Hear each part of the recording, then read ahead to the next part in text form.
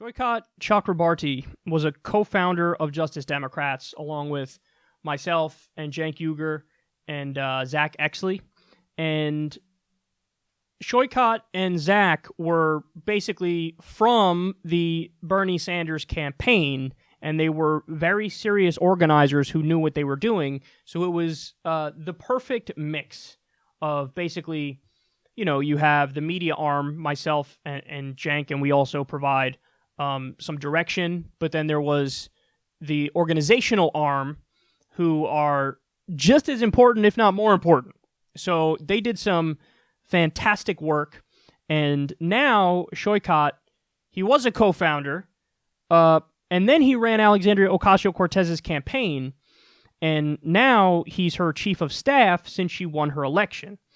And he released an awesome video here giving you a peek behind the scenes into Congress, and I thought this was just really educational. So let's take a look, and then we'll talk about it.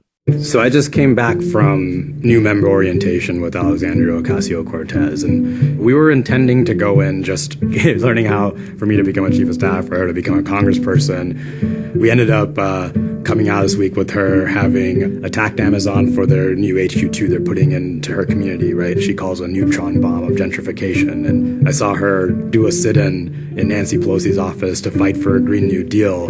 I saw her become an Instagram star, giving thousands of people access to this otherwise very opaque process of becoming a congressperson. I've known Alexandria for about 2.5 years. I know she's a fighter. I know how much courage she has. But it is so freaking scary after you get elected. All the pressure is on you to do what everyone else is doing, to not step out of line, to not do anything that's radical.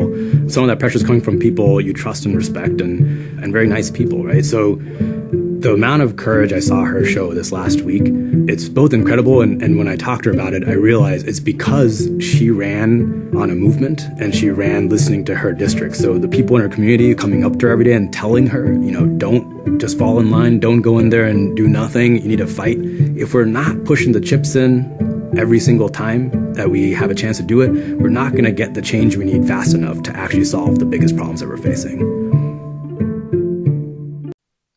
That was so great, and I hope they do more of this because, listen, this is walking the walk now. So one of the whole points of Justice Democrats was this is a movement for the people. We reject corporate PAC money. We are not okay with the corrupting influence of money in politics, and what this is really about is representing the voters. And when you look at the polls, they're with us. 80% want to raise the minimum wage. Now 70% want a Medicare for All system. 58% want free college. And the list goes on and on. Universal background checks for guns, over 90%. Only 17% still want to be in the war in Afghanistan, but we're still there.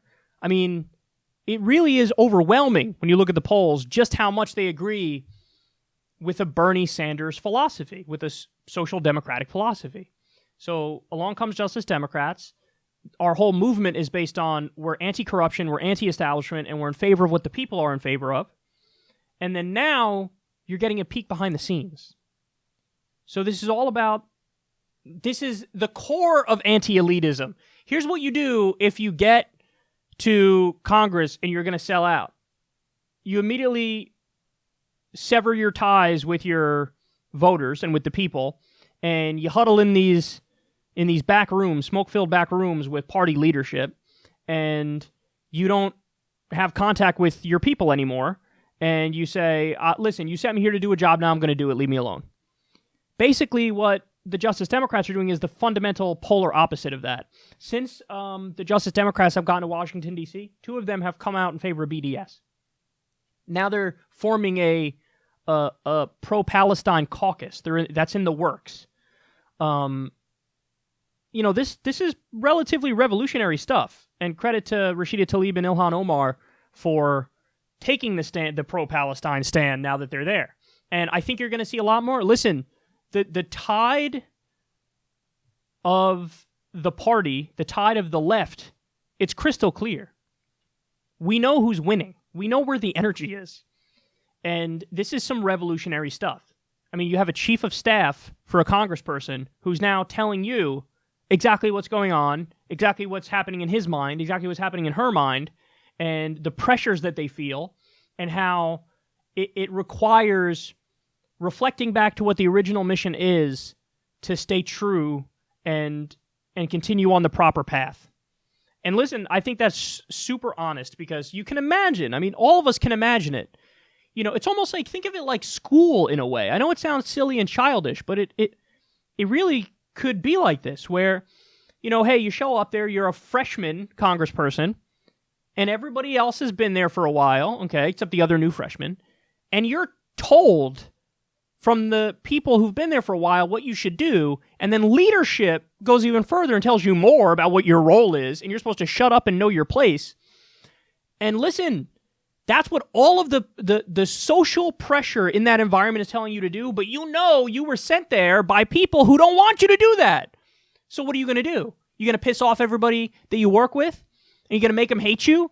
And you're going to be a social outcast because you want to stand up for the people? Or are you going to take the path of least resistance and just kind of mesh in with them? And just say, I'll go along to get along, and it is what it is. And when I'll pick my spots, sometimes I'll do the right thing. Most of the time I'll just go along with the way everything's flowing up here.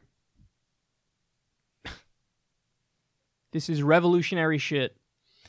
Credit to Shoykot, credit to Alexandria. Alexandria's Instagram has blown up. You know, it's funny, since she's gotten elected, I think I saw some insane fact. I forget the specifics of it, but it was something like her number of Twitter followers or her number of Instagram and Twitter followers has now eclipsed like the other 60 some odd incoming congresspeople, freshman congresspeople, which is amazing. But this is what happens when you are one of the leaders of a movement. That's what happens. You have the people, and that's our currency. Our currency is the people are on our side. We're never going to win in terms of the money race because we only raise in small dollar donations. We're never going to win in terms of how Washington views us. We're never going to win in terms of how the establishment and the elites view us. All we have is people power, and that needs to be harnessed as much as possible.